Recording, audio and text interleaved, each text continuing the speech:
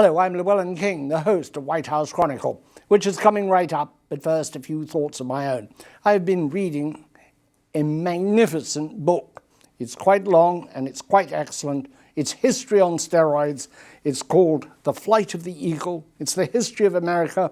The subtitle is The Grand Strategies That Brought America from Colonial Dependence to World Leadership.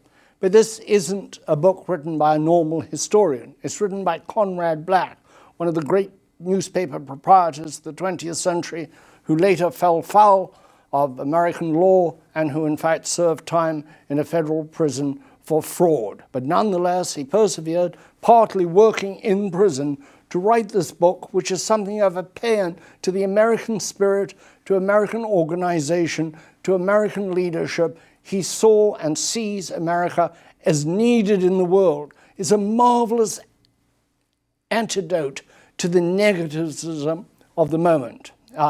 It is exciting, it's passionate, it's pro-American. The author is an amazing man. I spent an hour on the telephone with him, and I could have spent, I suspect, 8 hours talking to him about the history of America, its role in the world, why he is still upbeat about us. He is a Canadian. He is a British lord. He was given a peerage before his downfall. There were some fraud allegations that I'm not familiar with, to be honest. And here he produces a book. I can't imagine sitting in somebody's prison and writing a book saying, this is a great country. Now, it's not totally whitewashed. He's very severe on slavery. He's severe on some of the things we don't have. He's beginning to worry about the distribution of income. And he is very concerned, of course, as you might imagine, with the prosecutorial legal system that we have. Also with the fact that we pay twice as much for medicine as any other country. He's Canada, or he's a doctor here in Britain. He lives again in Canada. And so it's not a whitewash, but it is a galloping history that will make you feel good at a time when we probably all need to feel good. And it leads me into this program that we're going to do here today, and that is about the new science, the new frontiers, an old and favorite American position at the frontier of nuclear science, a new reactor design which may change the way you think about nuclear power. We'll be right back. White House Chronicle is produced in collaboration with WHUT, Howard University Television. And now, the program host, nationally syndicated columnist Llewellyn King, and co-host Linda Gasparello.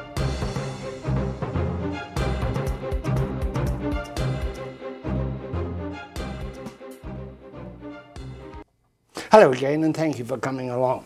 We're going to talk today to John Palmentola, who is the Vice President, Senior Vice President at General Atomics. Now, General Atomics is not a company you may recognize immediately unless I mention to you the Predator unmanned vehicle that has so changed the nature of warfare. That company also hopes to change the nature of nuclear power and electricity 30, 40, 50 years from now.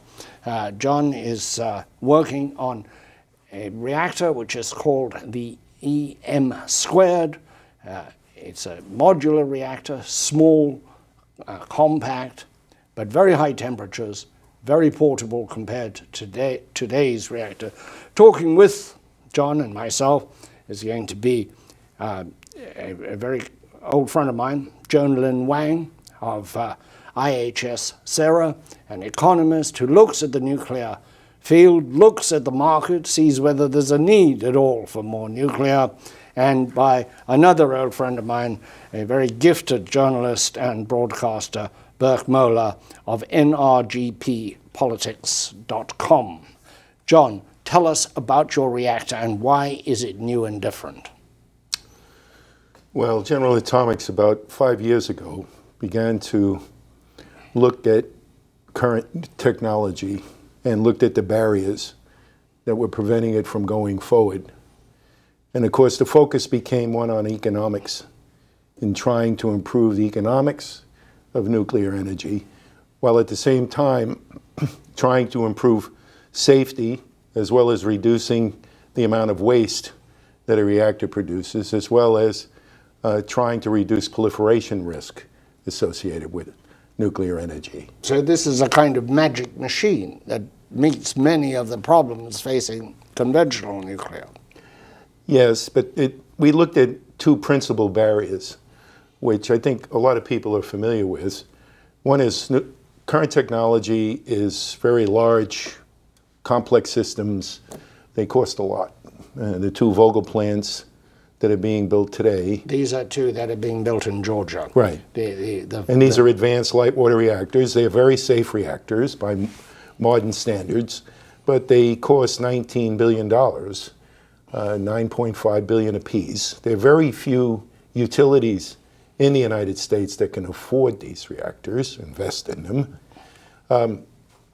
The other factor which affects nuclear energy is you're paying a lot of money to generate neutrons that produce heat.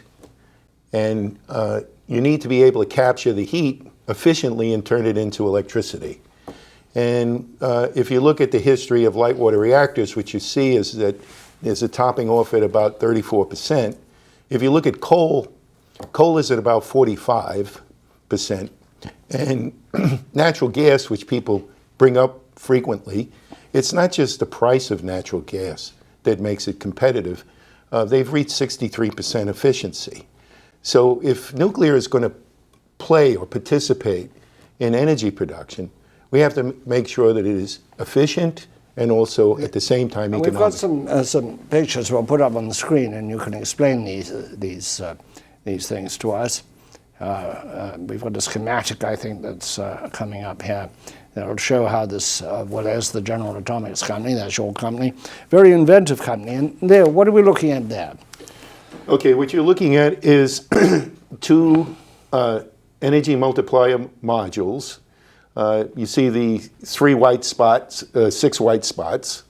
The regions that you see, the 3 regions are containment regions. In the middle is the reactor, which is about the size of a school bus. Okay, which is very small by reactor standards. That's correct. It's about 35 feet tall if you were to compare it. It's still, to most people, a big machine, but much, much smaller than these enormous... Yes, we call it a compact fast gas reactor. The reactor itself is helium cooled, which is an inert gas, which is used to extract the heat. As opposed to water. Water. We can achieve temperatures, outlet temperatures for the helium gas of 850 degrees centigrade. Well, you know, this is, I think what people really want to know is why should this be the reactor we go with in the future? And why aren't they rushing to your company to buy them? Okay, the reason why you would want to invest in this reactor is because we can drive the price of electricity down by 40% relative to advanced light water reactors to bring it within the energy mix in the United States. This reactor could compete in a merchant market with other power sources. The other thing is this reactor burns for 30 years without refueling. Whereas current reactors are every 18 months. 18 months. Burke, you look like you're keen to ask a question. Well, I just wanted to pick up on, you'd mentioned the price of natural gas, and I was wondering, you know, that's frequently talked about as being a barrier to innovation in the nuclear industry is the fact that we've got these rock bottom natural gas prices. What's been the reaction to the investment community as far as getting the capital to further this design? Well, energy multiplier module has a certain amount of risk associated with proceeding with it. GA has done... That is economic or scientific risk? No, technical risk. In order to be able to achieve this kind of reduction in electric power costs, you have to move to new materials.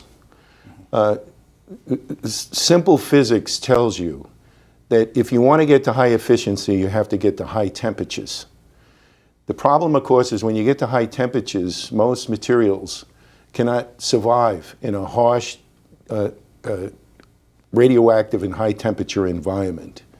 So what we have been working on and what we've been advocating is moving towards ceramic materials. These materials withstand very high temperatures. So for example, if you pick something like silicon carbide, it begins to dissociate at about 2,600 degrees centigrade.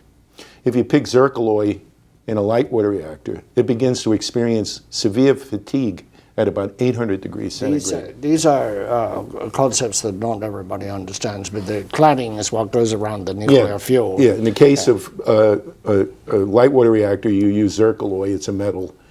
And in this reactor, you use a ceramic material, which has all the properties of a ceramic.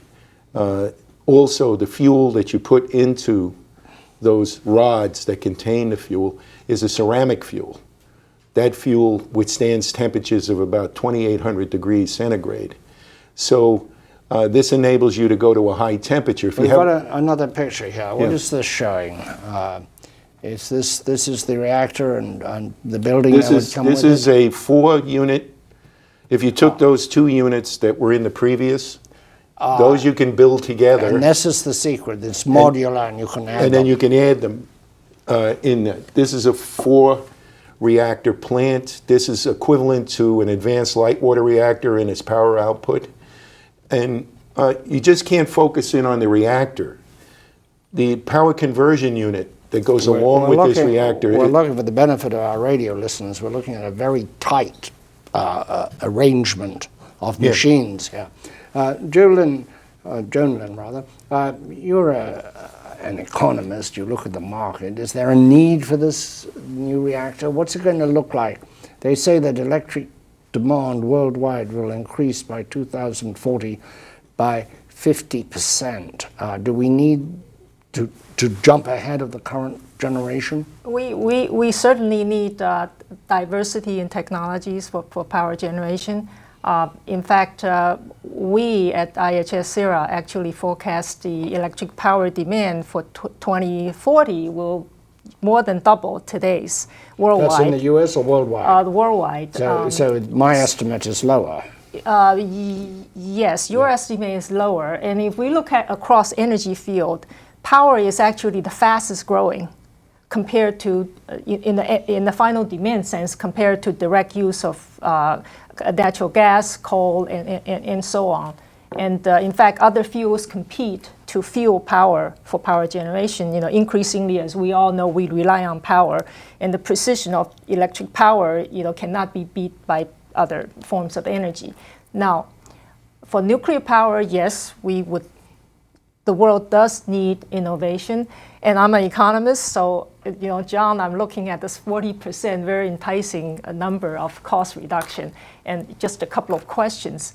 If I look at the efficiency, it's very important for natural gas, because the more efficient it goes, the percentage that you cite, you reduce the fuel cost and fuel cost is the bulk of the natural gas cost.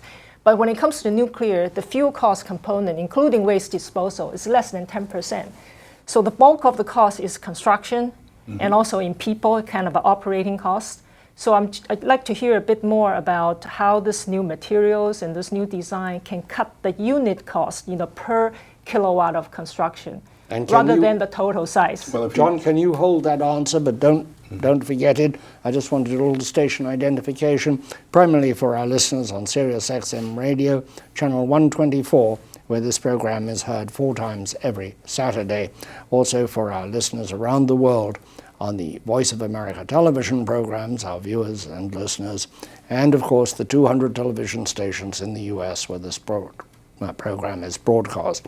We are interviewing John Parmentola of the General Atomics Company about his version of a very advanced nuclear reactor, which is known as the EM². And talking at the table are Llewellyn Wang of IHS-CERA, a very distinguished economist in energy in general and nuclear in particular, and Burke Mueller, who has covered energy for how many decades, I don't know. This program is designed to bring out the options that the society has and where the government is going to direct its enthusiasm, which is sometimes uncertain. hence the position of this questioning under the rubric of White House Chronicle. Well, to answer Joan's question, in our economic analysis of a reactor, by far the most costly aspect is the cost of capital. But the second most important is efficiency. If you vary the efficiency of a reactor, it tends to have a very large effect on net present value of the enterprise. The next one is capital cost. The two things that EM squared does is it drives down the capital costs, not quite by a factor of half, but pretty close to a factor of a half. And the efficiency is increased by 60% relative to an advanced light water reactor. We're up near 53% efficiency. So that also implies that we produce less waste per kilowatt hour than advanced by a factor of 3, okay, at least. So actually it's 80% less waste. So this is the cutting edge of technology. These are the ramparts of the future. Yes. Why don't we get the same kind of excitement that we do about new tech when it applies to telephones and computers? Why has nuclear ceased to be exciting? Maybe, Burke, you've got an idea there. Just the past history is basically, in this country, ever since 3 Mile Island, it's been hard to get a whole lot of excitement over nuclear technology. Would you agree? But nuclear technology is exciting because it really is. It deals with matter in its most basic form. It deals with where we're going to be in hundreds of years, not in a few. But I've often wondered why we got so excited, say, about optic fiber or transistors, and yet nuclear, which began with such a burst of excitement of what we were going to do in the atoms for peace and how we were going to have marvelous things. We were going to have little reactors in our houses, and it just faded to being a kind of plodding approach. Yours is beyond plodding. I mean, your company has done amazing things. It's changed the nature of warfare. It's just changed the way aircraft are launched from aircraft carriers. They're now launched with your technology of electromagnetic propulsion rather than steam catapults. Can you do this for nuclear? Well, we strongly believe we can. I think the real issue, if you look historically at nuclear, is it's remained relatively stagnant in terms of innovation. We're largely continuing with the technology which powered a submarine, and there really hasn't been much what we would call real innovation. If you look at other fields, just look at aerospace, they've taken bold steps in changing, for example, the materials that an aircraft is made of. You see it in a Dreamliner today with the rationale that they have to make it lighter, safer, and more efficient. Same thing is happening in automobiles. But yet, nuclear has remained relatively stagnant. There isn't any really genuinely new idea. And yet nuclear offers more for the energy future, at least in a theoretical way, because long after the coal and the gas and the oil has been burned up, it will be possible to have nuclear. One would think that would stimulate. I agree with you, but if you just look, I mean, if you're interested in solving the world's energy problem, the first thing you have to look at is sources of energy, okay? And you have to look at it and say, okay, if we look at known reserves today, what does it look like? Well, if you look at oil, known oil reserves are about 1.5 trillion barrels. If you look at natural gas, including shale gas, that's about 2.1 trillion barrels of oil equivalent. If you look at coal, and people are interested in coal, not because it's only cheap, it's abundant. It's 4.2 trillion barrels of oil equivalent. The curious observation is that if you took the uranium reserves and you were to burn it in a pressurized water reactor, you would only be able to extract 370 billion barrels of oil out of it, equivalent.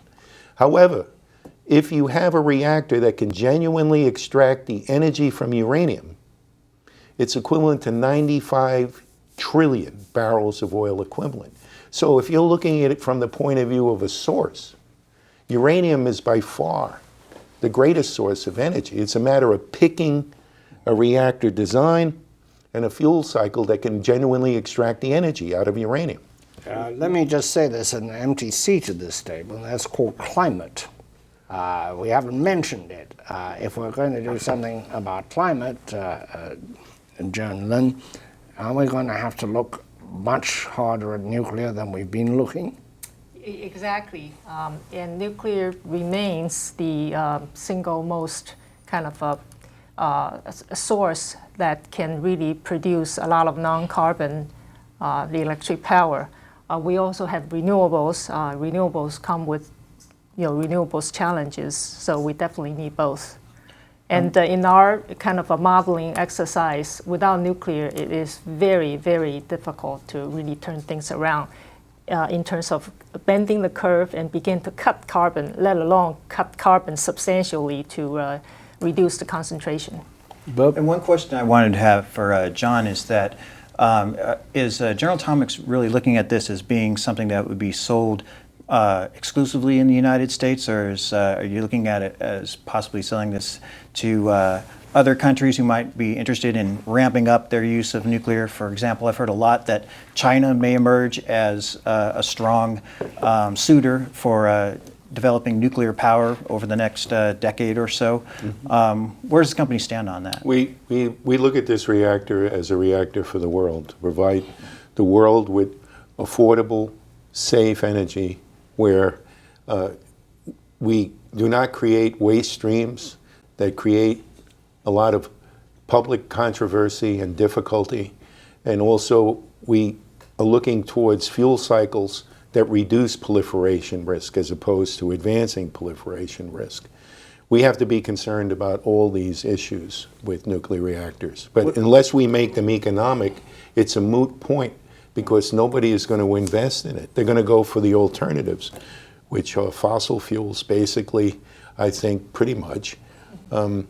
If you look at energy consumption back in 1950, and you fast forward to the year 2000, we increased our energy consumption by 350%. If you look at all of the data that's been compiled by EIA and Harvard, and you look at population growth and developing nations becoming developed, we will have to increase it by another 350% between 2000 and the end of the century. Where is it going to come from? And if you're concerned about climate change, there are very few options that are going to be able to deal with that amount of consumption. And I think renewables can play some role, but they're not going to fulfill this need of a 350% increase. And so nuclear is a very viable option based upon a known resource with an enormous amount of energy in it, as long as you have a way of extracting it that is efficient. What about the China market in particular? Is that something that you have focused on? I mean, we've been in discussions with the Chinese. Actually, we had a delegation last week from China, and we spent time with them about EM Square, which they have a strong interest in. And we are continuing our discussion with them about this. They have an urgent need. I mean, there are things that make China a favorable place. One is they like nuclear, they have an urgent need, and they don't have a large amount of legacy technology. Right. They're willing to look at a variety of options and then pick the ones that look most promising in terms of fulfilling their energy needs. And it creates a very interesting environment for pursuing something like an advanced reactor there. And they have an interest in advanced reactors. There's one other empty chair at this table, and that's the US government. Nuclear is unique in that it always has the government present as a regulator, sometimes as a market maker, etc. What is your relationship to the Nuclear Regulatory Commission, which will license this, and to the present competition within the government for new modular small reactors, which fits yours and some others? Well, as you probably know, GA has been involved in gas reactors for a long time. If you You can go back to Peach Bottom, which was in the 1970s, then Fort St. Vrain. The Peach Bottom's a reactor in Pennsylvania. Yes. Right. Yes. Fort St. Vrain in It was Colorado. And these are gas reactors. And out of the non-light water reactors, gas reactors have made the most progress in regard to NRC regulatory licensing approval. So the ground has been paved to a significant degree with gas reactor technology. This one will have a new fuel that will drive this reactor, which will have to be licensed. A lot of the technology that goes into this reactor comes from gas reactor technology. So in that respect, I think we have a step up with the NRC in terms of the licensing process. The Department of Energy is going to have some seed money available. Are you a candidate for that? GA decided to enter this competition that was announced back at the end of March, which is the Innovative Small Modular Reactor Funding Opportunity Announcement. And we have submitted a proposal on July 1st to compete. So we look at that as a way in which the U.S. Department of Energy and, in essence, the U.S. taxpayer can reduce the financial risk associated with moving forward with a really new technology, innovative technology that we believe can have a major impact on creating a new path for nuclear energy based upon the characteristics I described before. And so this 5-year money, which has a 50-50 cost share, in other words, we have to put up 50% of the money along with the matching amount from DOE, but we were very encouraged. You're going to have to wrap up because this reactor is going critical here. We're out of time. And we thank you, John Parmentola from the General Atomic Company, Llewellyn Wang from IHS, and Mark Moeller from NRG Politics. Thank you all very much. Good luck with your reactor. Thank you. That's our show for today. We'll be back on the same stations next week. Until then, think innovation.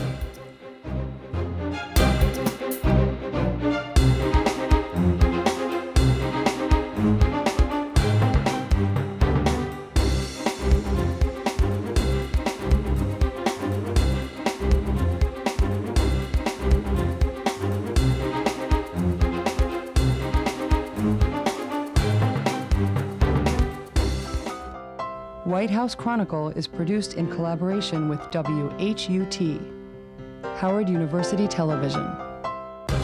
From Washington, D.C., this has been White House Chronicle, a weekly analysis of the news with insight and a sense of humor, featuring Llewellyn King, Linda Gasparello, and guests.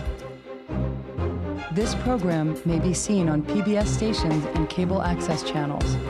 To view the program online, visit us at whitehousechronicle.com.